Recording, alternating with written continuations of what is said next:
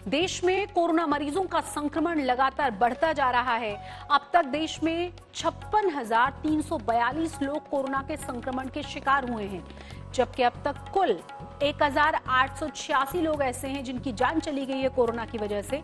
अच्छी बात यह रही है कि 16,540 लोगों ने कोरोना से लड़कर उसे मात दी है।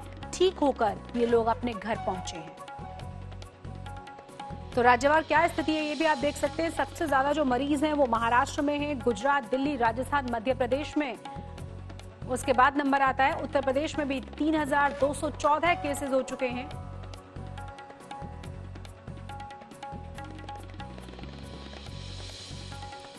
पश्चिम बंगाल की हालत आप समझ सकते हैं। पंजाब, तमिलनाडु, आंध्र प्रदेश 1,847 केस आंध्र प्रदेश में भी है, जहां पर नए मरीजों की संख्या 70 है और यहां पर मौत हुई है 38 लोगों की। तो कुल मिलाकर 56,000 के पार यह मामला पहुंच चुका है पूरे देश भर में। 4,000 से ज्यादा ऐसे मरीज हैं जो 24 घंटे के भीतर बढ़े हैं और यही चिंता का सबसे बड़ा विषय है। गुजरात और महाराष्ट्र में कोरोना का संक्रमण तेजी से बढ़ रहा है। महाराष्ट्र में 19,000 से ज्यादा तो गुजरात में 7,000 मरीज अब कोरोना से संक्रमित हैं।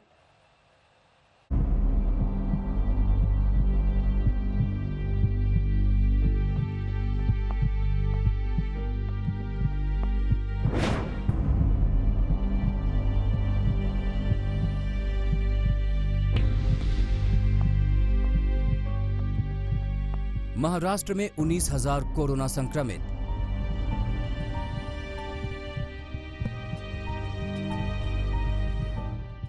गुजरात में 7,000 से ज्यादा हुए पॉजिटिव। गुजरात और महाराष्ट्र दो पड़ोसी और दोनों ही राज्यों में कोरोना का बढ़ता संक्रमण अब भयंकर रूप लेता जा रहा है। पूरे गुजरात में 7,000 से ज्यादा अब तक कोरोना से संक्रमित हैं। अकेले अहमदाबाद में मरीजों की तादाद 5,000 पहुंच गई है। अहमदाबाद में कोरोना के बढ़ते संक्रमण से परेशान सरकार ने एम्स के निदेशक डॉक्टर रणदीप गुलेरिया और डॉक्टर मनीष सुरजा को अहमदाबाद भेजा है। गृह मंत्री अमित शाह के दखल के बाद दोनों भारतीय वायुसेना के एक विशेष विमान से अहमदाबाद ले जाए गए हैं। सूत्रों के मुताबिक दोनों वरिष्ठ डॉक्टर सिविल अस्पताल और एसवीपी अस्पताल का दौरा करेंगे। डॉक्टर्स को हालात पर काबू पाने को लेकर जरूरी सुझाव देंगे। वहीं महाराष्ट्र में कोरोना का मीटर रुकने का नाम नहीं ले रहा। 24 घंटे में 1,000 से ज्यादा नए मरीज वायरस के संक्रमण में आए हैं। महाराष्ट्र में अब कुल मरीजों की संख्या 19,063 तक पहुंच गई है। अकेले मुंबई में 12,142 लोग वायरस के शिकार हैं। महाराष्ट्र में कुल मौत का आंकड़ा अब बढ़कर 731 तक पहुंच गया है। सिर्फ मुंबई में 462 लोग अपनी जान गंवा चुके हैं। वायरस के संक्रमण को तोड़ने की कोशिश के बीच उद्धव ठाकरे ने बीएमसी के आयुक्त प्रवीण परदेशी को पद से हटा दिया और उनकी जगह एडिशनल चीफ सेक्रेटरी आईएस चहल को तैनात किया गया है। नए बीएमसी कमिश्नर की चुनौती मुंबई में फैलते संक्रमण को रोकने की है। वहीं लॉकडाउन को हटाने को लेकर सीएम उद्धव ठाकरे ने साफ कर दिया कि लोग जितना अनुशासन का पालन करेंगे उतनी जल्दी लॉकडाउन को हटाया जाएगा। मुख्यमंत्री उद्धव ठाकरे ने मुंबई में सेना की तैनाती को महज अटकलबाजी करार दिया है।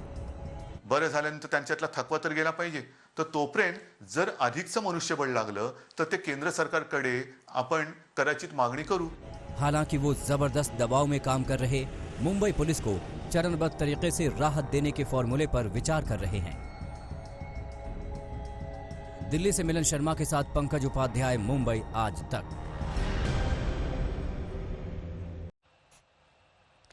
जब पूरी दुनिया में वायरस ने हाहाकार मचा रखा हो तो फिर दवाएं ही त्योहार बनकर आती हैं। दवाओं का इजाद होना, उनके ट्रायल और इनमें मिलने वाली सफलता पर ही पूरी दुनिया की उम्मीदें कायम हैं। और अब भारत इन उम्मीदों का इंजन बनकर आगे दौड़ने की कोशिश में है। 2 दवाओं के ट्रायल की मंजूरी CSIR से मिल गई है और आयुर्वेद की 4 औषधियां भी इस ट्रायल के मोड पर आ रही हैं। दुनिया भर में कोरोना का हाहाकार मचा हुआ है। तमाम देशों में इस बात की कोशिश हो रही है कि किसी भी तरीके से कोरोना को जड़ से खत्म करने वाली कारगर दवा बन जाए। भारत ने इस दिशा में कुछ बड़े कदम बढ़ाए हैं। भारत के ड्रग कंट्रोलर जनरल ने CSIR को कोरोना की 2 दवाओं के ट्रायल के लिए मंजूरी दे दी है। इनमें पहली दवा है फेविपिराविर और दूसरी दवा है फाइटोफार्मास्यूटिकल। फेविपिराविर को फ्लू के इलाज के लिए जापान और चीन जैसे देशों में इस्तेमाल किया जाता है। ये दवा कोरोना के खिलाफ कारगर हो सकती है। और दूसरी दवा पौधों से निकाली गई है जिसे फाइटोफार्मास्यूटिकल कहा जा रहा है। कोरोना के खिलाफ जारी जंग में ये दोनों दवाएं उम्मीद की किरण बन गई हैं। अगले 1.5 महीने में फेविपिराविर का ट्रायल पूरा हो सकता है। The Drug Controller General of India has given us approval for 2 more clinical trials. One is on a drug called favipiravir. It's a drug which is used against influenza in Japan, China and other countries. Similarly, the other approval that we have received from DCGI is on a phytopharmaceutical. That's an extract of a plant, and that also we are going to try because this extract has shown some very promising results against dengue. इसके अलावा CSIR और आयुष मंत्रालय मिलकर कुछ ऐसी आयुर्वेदिक औषधियों पर काम कर रहे हैं जो कोरोना के खिलाफ लड़ाई में मरीजों की इम्यूनिटी बढ़ाकर उसे आराम दे सकते हैं। ये 4 औषधियां हैं अश्वगंधा, यष्टिमधु यानी मुलैठी, गुडुचि पीपली यानी गिलोय और आयुष 64। इन चारों का ट्रायल स्वास्थ्य कर्मियों और उन लोगों पर किया जाएगा जो हाई रिस्क जोन में हैं। इस पूरी स्टडी में ICMR का भी टेक्निकल सपोर्ट होगा। आयुष की कुछ दवाइयाँ जैसे अश्वगंधा है, यष्टि मधु है, या गुडुचि पिपाली है, या आयुष 64 है, ये दवाओं के बारे में व्यापक क्लिनिकल ट्रायल्स आज शुरू हो रहे हैं। ये सारे मंत्रालय मिलकर कर रहे हैं देश में। ये आयुर्वेद और आधुनिक विज्ञान का संगम है। पूरे देश के अलग अलग संस्थान इन 4 औषधियों के प्रयोग और इनके नतीजों पर नजर रखेंगे। इसके ट्रायल पूरे होने में 2 से 4 महीने लग सकते हैं। आयुष, CSIR और ICMR तीनों एजेंसीज एक साथ आकर ये एक आधुनिक विज्ञान की ओर से हम लोग क्लिनिकल ट्रायल्स करने जा रहे हैं। ये हमारे लिए बहुत गर्व की बात है क्योंकि सभी लोगों का मानना है कि हमारे देश की जो परंपरा है, बहुत महत्वपूर्ण परंपरा है, उसमें से आयुर्वेद एक बहुत गर्व की चीज़ है हमारे लिए। लेकिन आयुर्वेद को आधुनिक विज्ञान की ओर से उसकी परिचालना करना या उसका रिसर्च करके देखना कि सही में काम करता है नहीं करता है, आज तक ऐसा सिस्टमेटिक एफर्ट जो नहीं हुआ था। इस समय कोरोना मरीजों में अलग अलग लक्षण, उनकी गंभीरता के हिसाब से अलग अलग बीमारियों के इलाज में इस्तेमाल होने वाली दवाओं पर प्रयोग हो रहा है। ऐसे में आयुर्वेदिक औषधियों पर होने वाला ट्रायल भी एक नई दिशा दिखा सकता है। आज तक ब्यूरो।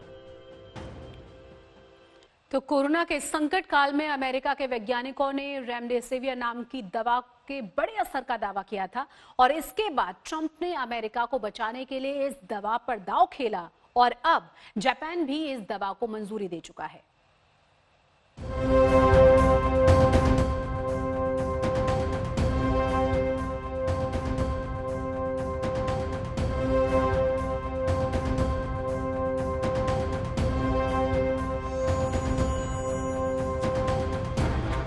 कोरोना के इलाज के लिए रेमडेसिविर दवा को अमेरिका के बाद जापान ने भी मंजूरी दे दी है। इस तरह इस दवा को कोरोना के इलाज के लिए मंजूरी देने वाला ये दूसरा देश बन गया है। अमेरिका ने इस दवा को कोरोना के इमरजेंसी केस में इस्तेमाल करने की मंजूरी दी थी। 1 हफ्ते पहले डोनाल्ड ट्रंप की सारी उम्मीदें इस दवा से ही थी। इसके बाद जापान के प्रधानमंत्री शिंजो आबे ने इस पर भरोसा जताया। रेमडेसिविर को खास तौर से उठाए गए कदमों के तहत मंजूरी दी गई है। कोरोना वायरस के मरीजों के इलाज के लिए हमारे देश की तरफ से दी गई यह पहली मंजूरी है। यह देश में बीमारी के लिए आधिकारिक तौर पर अधिकृत दवा है। इस दवा के प्रभाव को देखते हुए भारत भी इसके प्रयोग पर विचार कर रहा है ताकि कोरोना के कहर को कम किया जा सके। इस वक्त दुनिया की 35 कंपनियां और इंस्टीट्यूट्स कोरोना का वैक्सीन बनाने की रेस में शामिल हैं। लेकिन जब तक वैक्सीन नहीं आता तब तक उन दवाओं को भी परखा जा रहा है जो कोरोना के मरीजों के ठीक होने में मदद कर रही है।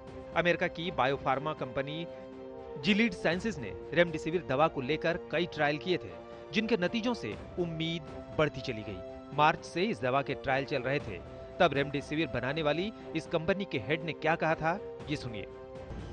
रेमडेसिविर नाम की ये दवा सार्स, मर्स और इबोला जैसे वायरस के फैलाव को सीमित करने में सफल रही थी। और अब नए ट्रायल में कोरोना के 50% मरीज इस दवा की 5 दिन की डोज लेकर तेजी से ठीक हुए हैं। आधे से ज्यादा ऐसे मरीज जो गंभीर रूप से बीमार थे वो अस्पताल से 2 हफ्ते के अंदर डिस्चार्ज हो गए। रेमडेसिविर लेने वाले मरीजों का रिकवरी रेट 31% से ज्यादा है। यही वजह है कि अमेरिका के राष्ट्रपति डोनाल्ड ट्रंप भी इस दवा पर दांव लगा रहे हैं। And that's a building block to the ultimate step. That's a big building block when you hear, I guess, 31%. So it was very good. Yeah, I want them to go as quickly as they can. Stephen Hahn, Dr. Hahn, has been incredible at the FDA. He's getting things done at record time. There's never been anything like it. And yeah, we want everything to be safe, but we would like to see very quick approvals, especially with things that work. दुनिया भर के विशेषज्ञों को उम्मीद है कि remdesivir बड़े पैमाने पर लोगों की जान बचा सकती है। It's not the end game, because building on that every year after, we did better and better. We had better drugs of the same type, and we had drugs against different targets. This drug happens to be blocking a enzyme that the virus uses. इस दवा के clinical trial में दुनिया के कई देशों के हॉस्पिटलों में 1000 से भी ज्यादा लोगों पर परीक्षण किया गया था, जिनमें अमेरिका, ब्रिटेन, फ्रांस, इटली, चीन और दक्षिण कोरिया जैसे देश शामिल हैं। वेंटिलेटर पर जा चुके रोगियों को 10 दिन और वेंटिलेटर पर नहीं जाने वाले रोगियों को 5 दिन तक ये दवा दी जा सकती है। रेमडेसिविर बनाने वाली कंपनी जिलीड साइंसेज का कहना है कि अभी इस दवा की मात्रा सीमित है और ये साफ नहीं है कि इसे बाहर भेजा जाएगा तो इसकी कीमत क्या होगी। इस कंपनी का कहना है कि वो रेमडेसिविर की 15 लाख डोज दान करेगी, यानी इससे 1,40,000 लोगों का मुफ्त इलाज हो सकता है। लेकिन दुनिया भर में कोरोना वायरस के 39,34,000 से ज्यादा मरीज हैं। ऐसे में अंतर्राष्ट्रीय सहयोगियों के साथ मिलकर इस दवा का उत्पादन बढ़ाने के अलावा कोई विकल्प नजर नहीं आता। दवाओं की कीमतों पर नजर रखने वाली अमेरिकी संस्था the institute for clinical and economic review का अनुमान है कि रेमडेसिविर के 10 दिन के इलाज की कीमत $10 यानी लगभग 755 रुपये होनी चाहिए। यह सच है कि रेमडेसिविर से कोरोना के मरीजों की हालत सुधरने में मदद मिल सकती है और बहुत सारे मरीजों को शायद आईसीयू में जाने की जरूरत भी ना पड़े, मगर इस दवा को कोरोना का रामबाण इलाज नहीं माना जा सकता।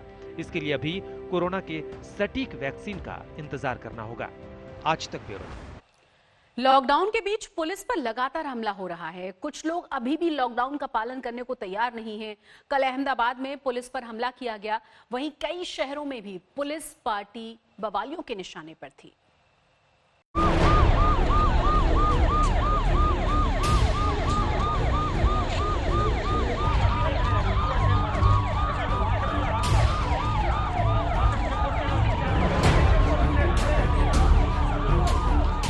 कोरोना से बुरी तरह से संक्रमित अहमदाबाद में अचानक पुलिस एक्शन में दिखी। शहर के शाहपुरा इलाके में भारी पुलिस बल तैनात किया गया। लॉकडाउन तोड़कर बाहर निकले बवालियों के हंगामे के बाद पुलिस को फ्लैग मार्च करना पड़ा। हंगामा इतना बढ़ गया था कि शहर के बड़े पुलिस अफसर मौके पर पहुंच गए। शुक्रवार दोपहर के वक्त शाहपुर में भीड़ ने पाबंदियों को तोड़ दिया और घरों से बाहर निकल आई। जब पुलिस ने रोका तो विरोध के साथ पत्थरबाजी होने लगी। इस बवाल में 4 पुलिसकर्मी घायल हो गए।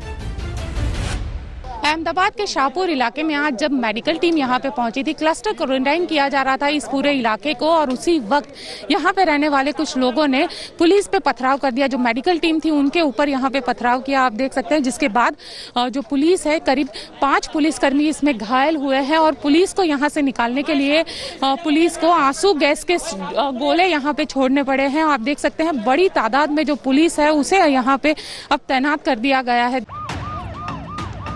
बवाल के बाद पुलिस हरकत में आई और शुक्रवार रात होते होते हंगामा करने वालों को दबोच लिया गया। सभी को हिरासत में लिया गया है।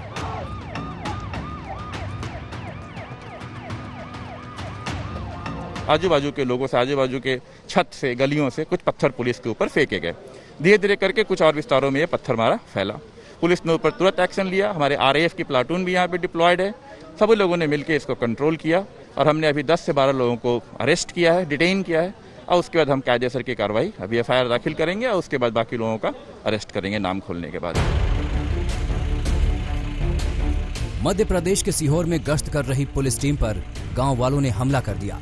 दरोगा की बुरी तरह धुनाई की गई। दरअसल लॉकडाउन के बीच लोगों की भीड़ को पुलिस ने हटाना चाहा तो ग्रामीणों ने पेट्रोलिंग टीम को ही निशाने पर ले लिया। इलाके में तनाव के बाद भारी संख्या में फोर्स तैनात किया गया है। आरोपियों की धरपकड़ की जा रही है।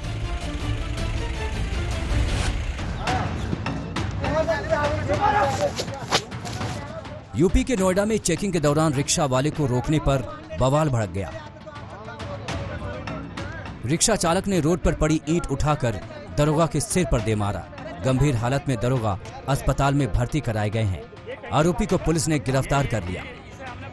शहर दर शहर पुलिस टीम पर हमले का सिलसिला लगातार जारी है। लोग समझने को तैयार नहीं कि लॉकडाउन का पालन उनकी सेहत के लिए जरूरी है। अहमदाबाद से गोपी मनिहार, सीहोर से नाविज जाफरी के साथ भूपेंद्र चौधरी, नोएडा आज तक। 12 देशों में फंसे भारतीयों को वापस लाने की मुहिम तेज हो गई है। वंदे भारत के तहत एयर इंडिया के विमान अलग अलग देशों से प्रवासियों को लेकर पहुंच रहे हैं। लौटने के लिए इन्हें किराया खुद ही चुकाना पड़ रहा है और कम से कम 14 दिनों के लिए क्वारंटीन में भी रखा जा रहा है।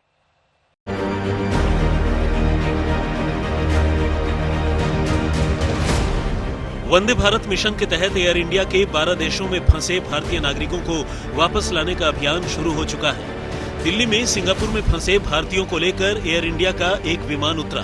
ये तमाम लोग लगभग 1.5 महीने से सिंगापुर में ही फंसे थे। इन लोगों को 14 दिनों के लिए क्वारंटीन में रखा जाएगा। दिल्ली के इंदिरा गांधी अंतर्राष्ट्रीय हवाई अड्डे पर 40 दिनों बाद कमर्शियल फ्लाइट आने से हलचल अच्छी खासी दिखाई पड़ रही है, क्योंकि सिंगापुर से एक फ्लाइट लगभग 234 लोगों को लेकर यहां पहुंची है और कई बसें यहां लगी हैं। इन्हें क्वारंटाइन करने के लिए अलग अलग होटलों में ले जाया जा रहा है। दिल्ली में इनके लिए 5 सितारा होटल तय किए गए हैं। वहीं दूसरे दिन ढाका में फंसे छात्रों को लेकर एक विमान सुबह 11 बजे रवाना हुआ। ये छात्र लॉकडाउन के बाद दुनिया भर में अंतर्राष्ट्रीय उड़ानों पर लगी रोक के बाद फंस गए। एयर इंडिया का विमान 170 भारतीय छात्रों को लेकर निकला। सबसे पहले मैं शुक्र करना चाहूँगा मिनिस्टर ऑफ एक्सटर्नल अफेयर्स का और जो एम्बेसी है हमारी, उनका शुक्रगुजार है जो हमको इस मुसीबत में भी इवैक्यूएट कर रहे हैं। And I highly appreciate the effort that they have made. I am really thankful to our prime minister Narendra Modi for taking this enormous step. Vande Bharat mission के तहत एयर इंडिया 12 देशों में फंसे भारतीय नागरिकों को वापस लाएगा। 64 उड़ानों की तैयारी है। 14,800 मुसाफिरों की घर वापसी का प्लान है। 7 मई से शुरू हुआ अभियान 13 मई तक चलेगा। इससे पहले दुबई से कोच्चि के लिए एयर इंडिया के विमान ने उड़ान भरी थी। लंबे समय से फंसे इन भारतवासियों का जोश देखने लायक था।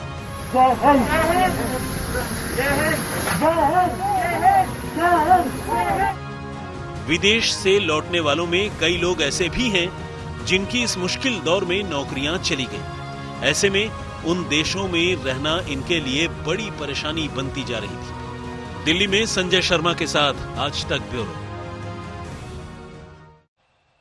मोदी सरकार ने आरोग्य सेतु एप्लीकेशन लॉन्च किया, जिसके तहत कोरोना के मरीजों की निगरानी के अलावा आप अपने लिए डॉक्टर और हेल्पलाइन की भी मदद ले सकते हैं। लेकिन नोएडा में जब इसे डाउनलोड न करने वाले पर 6 महीने की जेल की सजा तय की गई, तो इसके खिलाफ कुछ लोगों ने कानून का दरवाजा भी खटखटाया है। कोरोना की ट्रैकिंग और हर नागरिक की सुरक्षा के लिहाज से प्रधानमंत्री नरेंद्र मोदी ने आरोग्य सेतु ऐप डाउनलोड करने का सुझाव दिया, लेकिन नोएडा के जिला प्रशासन ने उस सुझाव पर कानून का डंडा चला दिया।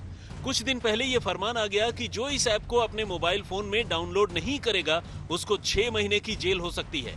नोएडा के कुछ लोगों ने इसके खिलाफ आवाज उठा दी। हमारे चैलेंज के पहला पॉइंट ये है कि मिनिस्ट्री ऑफ होम अफेयर्स की जो गाइडलाइंस आई हैं लॉकडाउन एक्सटेंड करने की, उसमें उन्होंने बोला है कि जो कंटेनमेंट जोन्स होते हैं, कंटेनमेंट जोन्स में आरोग्य सेतु ऐप डाउनलोड करना कंपलसरी है, बट रेड जोन के बारे में उन्होंने ऐसा कुछ नहीं बोला है। तो ये जो नोएडा अथॉरिटी का चैलेंज है, जो कि गौतम बुद्ध नगर पूरा का पूरा रेड जोन है और हर किसी को डाउनलोड करना है, ये मिनिस्ट्री ऑफ होम अफेयर्स की गाइडलाइंस का उल्लंघन तो नहीं कहूँगा, बट उससे ऊपर जाके ओवर एंड अबव उसको जाके उन्होंने एक डायरेक्शन दिया है। देश में ऐसा पहली बार हुआ होगा जब एक पूरे शहर को आरोग्य सेतु ऐप को डाउनलोड करने का फरमान सुना दिया गया। नहीं किया तो 6 महीने की सजा या 1,000 रुपए का जुर्माना हो सकता है। इसके खिलाफ पेशे से वकील ऋत्विक ने पुलिस कमिश्नर के पास एक कानूनी शिकायत भेजी है कि इस पर गौर करो, नहीं तो कोर्ट का दरवाजा खटखटाएंगे। आरोग्य सेतु ऐप नोएडा और ग्रेटर नोएडा में रहने वाले कई लोगों के लिए अब एक कानूनी लड़ाई बन चुका है। उनके मुताबिक अगर सरकार यह फरमान वापस नहीं लेती है तो वो कोर्ट का दरवाजा भी खटखटाएंगे। आगे बढ़ने से पहले आप ये जान लीजिए कि आरोग्य सेतु ऐप है क्या।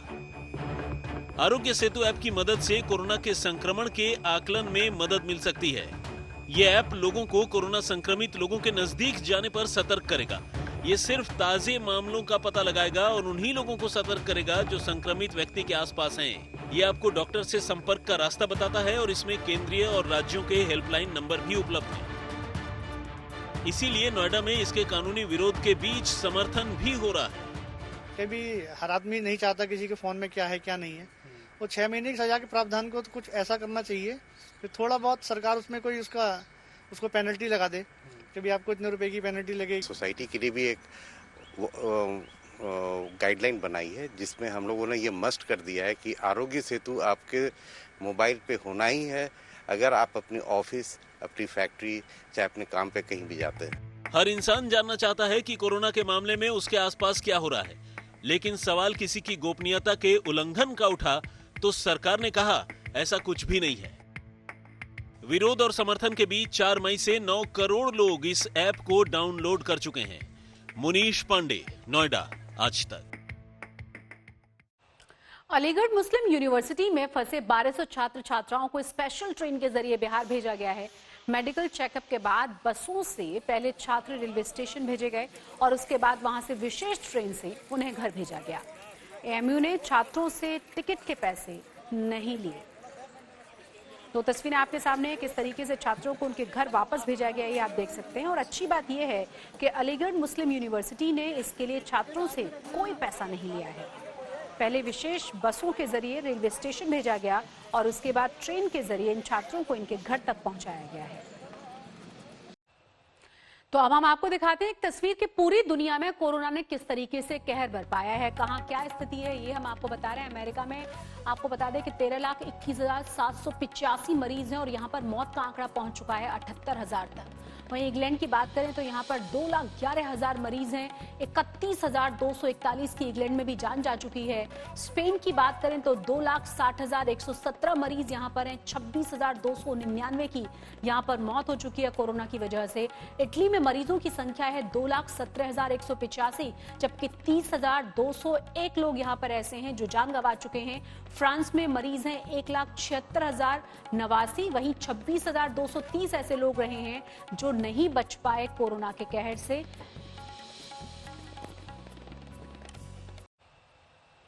पचपन दिनों की सख्त पाबंदी के बाद स्पेन के बार्सिलोना बीच पर शर्तों के साथ उसे खोला गया है, जिसके बाद एक बार फिर से बीच पर रौनक लौट आई है। इस बीच पर खेलने, स्विमिंग करने, सर्फिंग करने की तो छूट है, लेकिन यहां पर आराम करने की परमिशन नहीं दी गई है। सुबह 6 बजे से लेकर 10 बजे तक बीच पर आम लोग मौज मस्ती कर सकते हैं।